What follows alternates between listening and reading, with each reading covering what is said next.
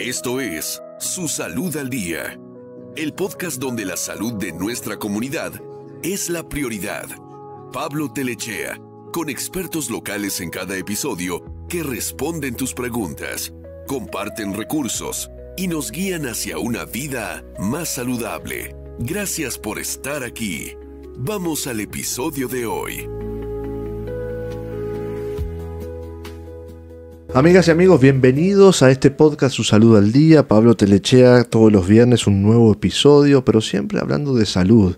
Y hoy no es la excepción, porque hoy hablaremos de enfermedades, de transmisión sexual y específicamente en este episodio hablaremos del VIH con Johnny Rodríguez Pantoja. ¿Quién es Johnny Rodríguez Pantoja? Epidemiólogo especializado en VIH y de enfermedades de transmisión sexual del Departamento de Salud y Servicios Humanos del estado de Utah. Así que Johnny Rodríguez, bienvenido al programa. Gracias por estar acá. ¿Cómo estás? Muchas gracias, Pablo. Muy bien, muy contento por estar aquí y tocar un tema muy importante.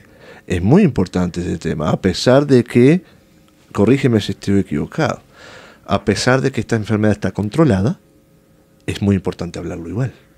Sí, es muy importante porque si no lo hablamos no podemos seguir controlándolo. Entonces, si tenemos más conversaciones, hace que mucho más fácil para controlarla y para seguir ese proceso. Estaba pensando, si este podcast se hubiese hecho en los años 80, hablaríamos de otra manera del VIH, ¿verdad? Sí, quizás de una manera un poquito más controversial. ¿Con miedo? Con miedo. Y sin respuestas. Sí. Wow. Sí, y quizás de una manera sin respeto y sin... Qué increíble, ¿verdad? Sí. Que a la misma vez triste, realístico, porque en los años 80, explico a la gente, en los años 80 fue que se hizo pública esta enfermedad y se relacionaba, lamentablemente tenía un estigma con cierta comunidad en el mundo, con cierta orientación sexual. Todo equivocado, después se comprobó. Pero hoy por hoy el VIH o el SIDA está controlado. Eres epidemiólogo y tengo entendido, y según estadísticas del Departamento de Salud, al cual tú trabajas, del gobierno aquí en el estado de Utah, en el 2020 hubo 138 nuevos casos de VIH y en el 2024 hubo 180 nuevos casos del VIH. O sea, haciendo matemáticas, hubo un aumento de 30%. ¿Qué lectura le das a esto? Sí, bueno, para empezar, eso es información correcta. Y es una lección muy importante porque a pesar de ser tan solo 4 años, ya es un aumento de 30%, que por lo regular nos suena como un gran número, pero tomando en cuenta la seriedad y la enfermedad de que estamos hablando es muy importante, porque sí es un golpe muy fuerte y ¿Sí? Un aumento muy fuerte. ¿Debido a qué? Debido a que el VIH es una enfermedad crónica, entonces es una enfermedad que dura toda la vida, entonces es muy importante porque no es como cualquier otra enfermedad sexual en que puedes ir al doctor y recibir un tratamiento para curarlo y ya no tienes que preocuparte, claro, al menos que lo contraigas otra vez, pero con el VIH ya es crónico, es por vida. Pero igual una persona puede tener calidad de vida con VIH, con un tratamiento adecuado. Sí, ya hay varios tratamientos que se pueden usar para tratar el VIH. Simplemente cuando tomes esos medicamentos diariamente ya puedes vivir una vida larga y saludable. Y puede sonar un poquito sorprendente, pero el VIH es más controlable que el diabetes. La diabetes es un poco más difícil, incluye medicina y cambios de vida. Al contrario, el VIH, siempre cuando mantengas tus medicamentos diariamente, entonces puedes vivir una vida larga y saludable. Fíjate, volvemos a los años 80. No se sabía todo eso. No. Y creaba temor, ¿verdad? Y hoy por hoy la ciencia ha avanzado muchísimo y gracias por eso. Científicamente, ¿cómo defines tú el VIH? El VIH, para empezar, son las siglas del virus de inmunodeficiencia humana. Entonces, este es un virus que entra en el cuerpo y ataca a los glóbulos blancos. Y ya los glóbulos blancos son responsables por mantener nuestro sistema inmunológico. Entonces, cuando esos glóbulos son atacados, nos deja vulnerables a otras infecciones y daña nuestro sistema inmunológico. Entonces ¿Y hoy por hoy, cómo se contrae? Bueno, el VIH se contrae por 5 fluidos corporales, que son la sangre, el semen, los fluidos rectales, los fluidos vaginales y la leche materna. Pero también es importante notar que el VIH no se transmite por la saliva, ni por los besos, ni apretones de manos. He visto mucha confusión de que si tocas a alguien se te transmite. No es cierto. Al igual, no se comparte por compartir alimentos o utensilios. Muy bien. Aparte de que tú eres epidemiólogo para el Departamento de Salud, se nota, hablas español muy bien, tienes la ventaja de estar con la comunidad también, para informarle a nuestra comunidad, educarnos, vendría a ser la palabra. ¿Cuáles son los obstáculos más comunes que tú encuentras a la hora que quieres educar? Por ejemplo, eso de apretón de mano debe ser un obstáculo. Lo aclaras y listo, pero es un obstáculo muchas veces. ¿Cuáles son los obstáculos más comunes cuando quieres educar a la comunidad? Bueno, creo que todo se enfoca en un estigma. Y para los que no saben qué es un estigma, es como una marca de deshonra que está con ciertos conceptos o ideas. Y una gran estigma que creo que compartiste un poco anteriormente es que el VIH se considera una sentencia de muerte. Entonces causa mucho miedo y pánico en la comunidad.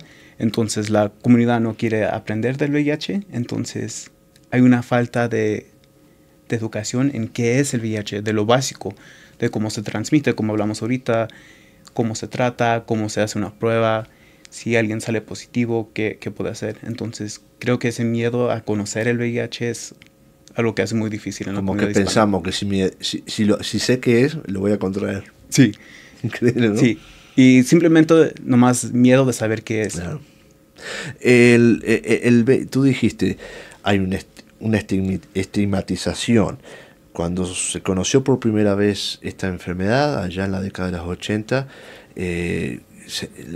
la sociedad señalaba a esta enfermedad y al paciente, ¿verdad? Hoy por hoy ha mejorado eso gracias a la educación. ¿Quién puede tener VIH? ¿Cualquier persona puede tener calidad de vida con VIH? Bueno, sí, cualquier persona puede contraer el VIH. Obviamente hay ciertas comunidades que son más vulnerables, pero siempre es bueno saber que cualquier persona está a riesgo y creo que eso es lo más importante. Y es importante saber que el VIH ya no es una sentencia de muerte, no lo ha sido por muchos años. Puedes vivir una vida muy larga y saludable y simplemente es tratarla. Y se ha eliminado la etiqueta de esta enfermedad, ¿no? De que ciertas personas son las que la tienen nada más. Sí.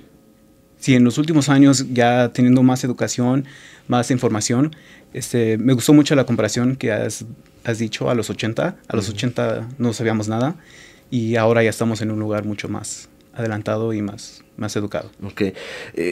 Este aumento de 180 nuevos casos de VIH, al menos en el estado de Utah, ¿cuál es tu opinión? ¿Debido a qué? ¿Y en qué franja etaria de la comunidad? ¿Fue en jóvenes? ¿Fue en gente adulta? ¿Fue en gente... ¿Qué tipo de personas aumentó esto? ¿Dónde se vio este cambio? Bueno, para empezar, prefiero no dar o como especular de dónde viene, porque lo raro de VIH es que la realidad no lo vemos necesariamente en una cierta población. Puede venir de diferentes lugares, entonces eso es lo que hace las cosas más difícil. Y luego simplemente no podemos decir que hay más gente con VIH, porque también puede haber la ocasión que simplemente más gente se está haciendo la prueba. Entonces puede ser que esas personas ya han estado viviendo con VIH, pero simplemente hasta ahora pudieron hacerse la prueba, sea por costos o simplemente por tener miedo o no saber qué es el VIH. ¿Y el hecho que se hagan la prueba es algo positivo? Porque confían en el sistema, por ejemplo, y hay acceso a hacerse pruebas. ¿Lo ven algo positivo así ustedes, las autoridades? Sí, lo vemos con mucha positividad. Y luego cuando se trata de las pruebas, hay varios lugares en donde se puede hacer la prueba. Por lo regular, en tu consultorio regular te puedes hacer la prueba. Y muchas de las pruebas son cubiertas por el seguro. Okay. Y también tenemos un sitio que se llama hivme.com y puedes encontrar muchos lugares en donde te puedes hacer la prueba. ¿Y hay manera de hacerlo para bajos recursos, por ejemplo? ¿Es gratuito en algunos momentos esta prueba?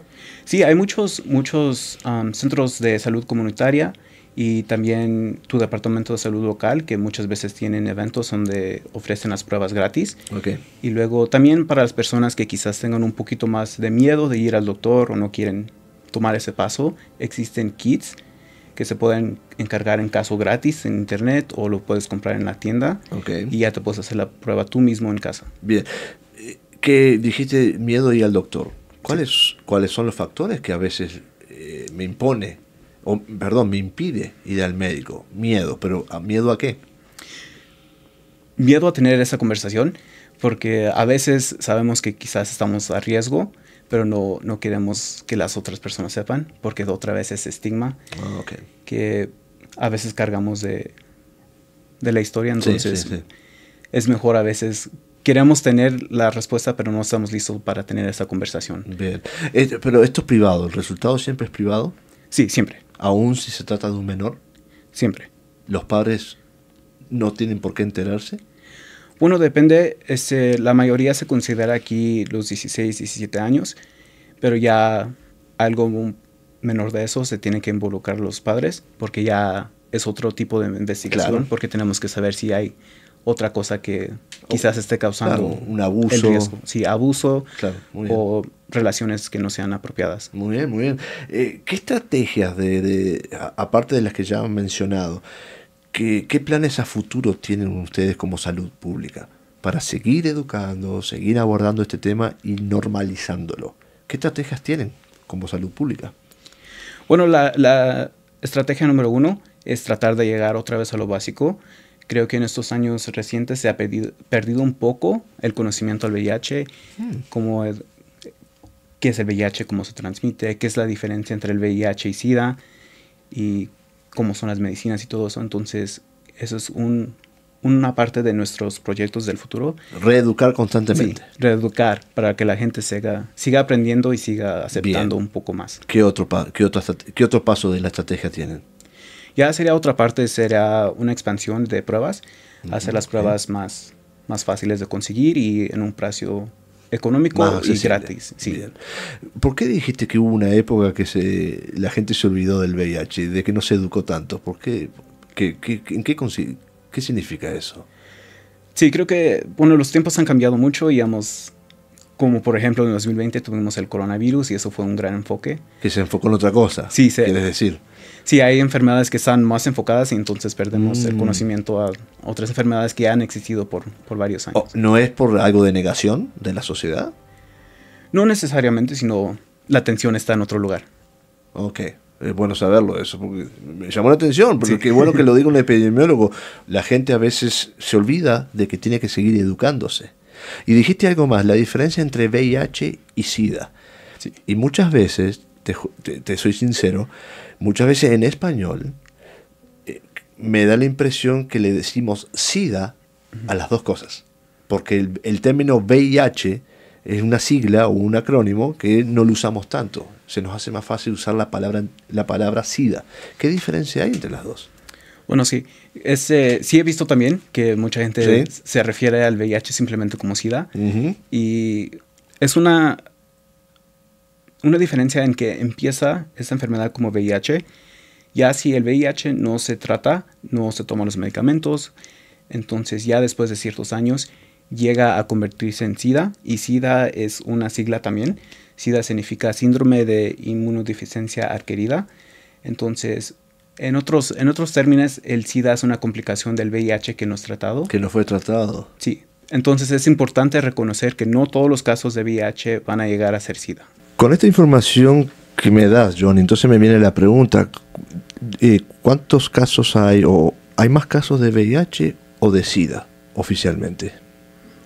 Bueno, gracias a que ya tenemos los medicamentos para tratar el VIH, ahorita tenemos mucho más casos de VIH que de SIDA. Entonces, es algo también importante notar que una persona que llega a tener SIDA puede tomar medicamentos para recuperar sus glóbulos blancos y tener sus defensas más altas, pero también es importante notar que esta persona siempre va a tener SIDA por vida, pero puede seguir viviendo una vida saludable y larga. Y funcional. Sí. O sea, una persona que se le dé el diagnóstico oficial tiene SIDA, puede volver a tener una calidad de vida con glóbulos altos, lo que sea, pero siempre es irreversible el SIDA, es lo que quieres decir. Sí, correcto. Puede llegar a tener esa vida saludable, pero siempre va a tener SIDA por vida porque es, como dijiste, irreversible. Mi última pregunta en cuanto a esto. Una persona que ¿Cómo le afecta emocionalmente a una persona que sabe que tiene calidad de vida, pero lleva esa marca? Como lo que tú decías, ¿no? La marca de una enfermedad. ¿Has visto cómo le afecta esto a las personas? Sí, sí, bastante, porque muchas personas llegan a pensar que tener SIDA ya es una sentencia de muerte, ya no se puede recuperar la calidad de vida. Entonces llegan a entender que pueden separar, que sí van a ser SIDA por vida, pero pueden llegar a tener sus defensas altas otra vez y vivir una vida saludable y larga. De calidad de vida, muy bien, muy bien. O sea, el SIDA es más grave que el VIH. Sí, el SIDA es más grave porque ya estamos en una etapa de la infección en cual los glóbulos blancos ya están muchos más afectados. No tenemos lo necesario para protegernos, entonces estamos mucho más vulnerables a otras infecciones. Entonces, regularmente cuando una persona tiene VIH y no se trata, no se hace la prueba y llega a ser SIDA, se conoce porque hay una infección secundaria. Entonces ya teniendo esa segunda infección, hacen exámenes y ahí se descubre. Sí. ¿Cuán alto es el porcentaje de no sobrevivir hoy por hoy, siglo XXI, no 1980, hoy por hoy, de sobrevivir a esta enfermedad? ¿Es alto el índice de sobrevivir? No tengo el porciento específico, pero sí es bastante alto. Es muy manejable ya. No como antes. No como antes. Y como te digo, simplemente es, dependiendo del medicamento que tomes, 1 o 2 pastillas al día y se trata. Tú eres de México, ¿correcto? Correcto. ¿Qué constancia tienes tú que en otros países esto también se trate de esta manera? ¿Cómo están nuestros países latinoamericanos en cuanto a esto? Bueno, depende del país. Cada país tiene sus ideas diferentes.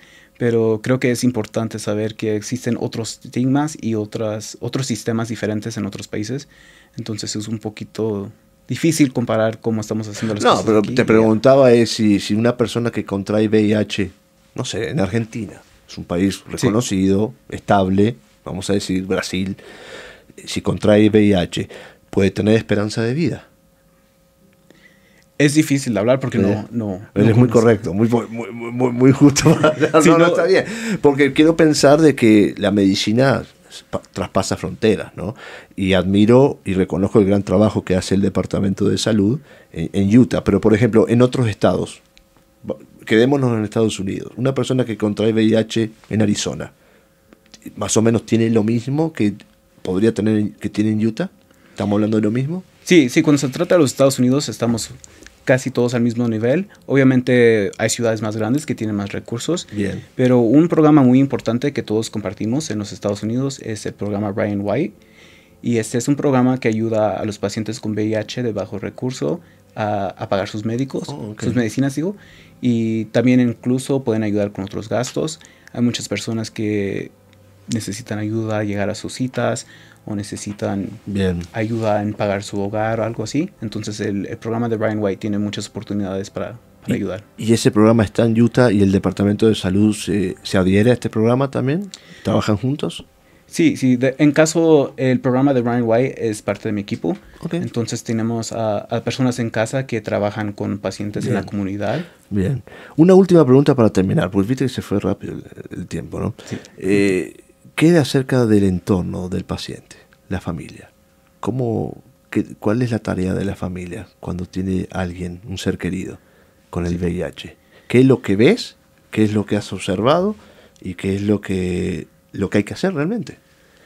Sí, bueno, he visto una variedad de respuestas. Obviamente está la respuesta en que mucha gente rechaza a sus familiares cuando salen VIH positivo, pero también tenemos a muchas familias que aceptan a las personas y tratan de educarse. Por ejemplo, tuve un evento hace unos meses que una hermana vino con su hermano que tenía VIH positivo. Él era VIH positivo, ella no, y ella tomó un momento de su día para educarse, para acompañarlo y para apoyarlo. Entonces, eso es lo importante, apoyar a tus familiares. Entender que tu familiar es mucho más que su estatus, que su estado de VIH es mucho más que eso, solamente es una parte chiquita de su vida, entonces simplemente apoyar. Pregunta, ¿esta hermana, este chico o hermana que vino, este chico tenía sus padres? ¿Te consta que tenía sus padres, por ejemplo?